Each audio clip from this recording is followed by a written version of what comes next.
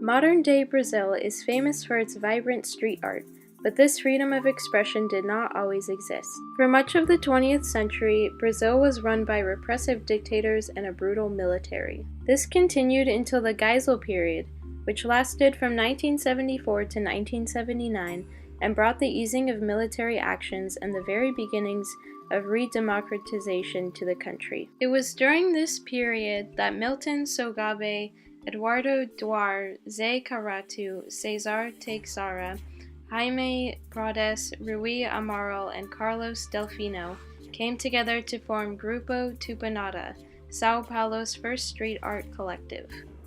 The artists started out working as individuals, creating small-scale works in abandoned areas under the cover of night. They worked in abandoned areas to both avoid censorship by government authorities and revitalize local culture after years of repression. The decision to organize into a collective made their work safer by allowing some of the artists to work while the others kept watch, and allowed them to make art on a much larger scale, increasing the scope of their influence. The artists were heavily influenced by the Brazilian modernists and promoted the modernist call to reclaim and reimagine the national identity of Brazil.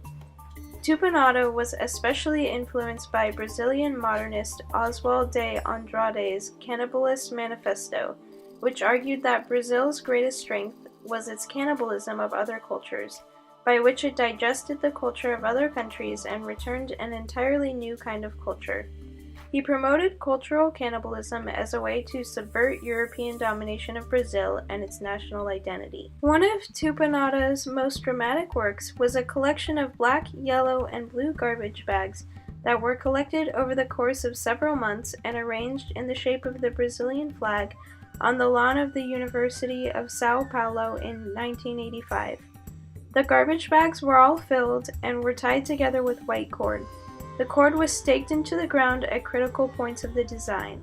The installation covered a great amount of space and was situated next to a road, giving it increased visibility. The installation was a reaction against the way Brazil's repressive government was manipulating the Brazilian national identity.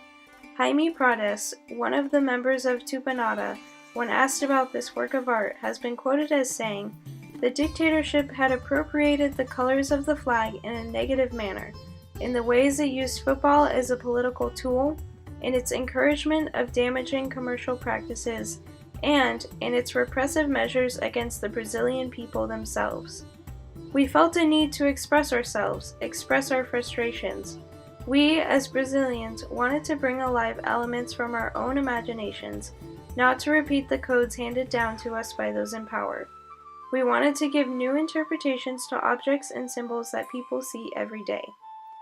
By recreating the Brazilian flag out of trash bags, Tupanada conveys the idea that the Brazilian government has turned the national identity of Brazil to something dirty and worthless by repressing its people and manipulating its culture to the government's own advantage. The location and large scale of the installation is important to the intention of the work, because it would have generated a great deal of discussion about the piece due to the higher visibility and the greater number of viewers provided by the size and placement. Generating this type of discussion about the way the Brazilian government was mistreating and misrepresenting its people would have been particularly important in a society that has been repressed. The work represents a chance for a repressed people to voice their discontent to each other and have their feelings represented by a cause that is greater than themselves. The repurposing of an item as common and disregarded as a garbage bag into a work of art is also important, because it encourages people to view the world in a new perspective. If trash bags could be used to create art, then maybe the repressed Brazilian people as a whole could also find ways to create beauty and culture in the midst of their struggles. Beyond that, the work also encourages the Brazilian people to overcome the repression of their government that has turned their national identity to trash and use what they have to create a new and vibrant identity for themselves. In the later 1980s, Brazil was moving further towards democracy. At this time, Tupanada transitioned to creating large-scale paintings in bright colors, and visible public places with far less regard for authority. They were the first to paint the underpass below Sao Paulo's famous Paulista Avenue and the now famous Batman alleyway that have helped make Sao Paulo one of the best-known cities for street art in the world.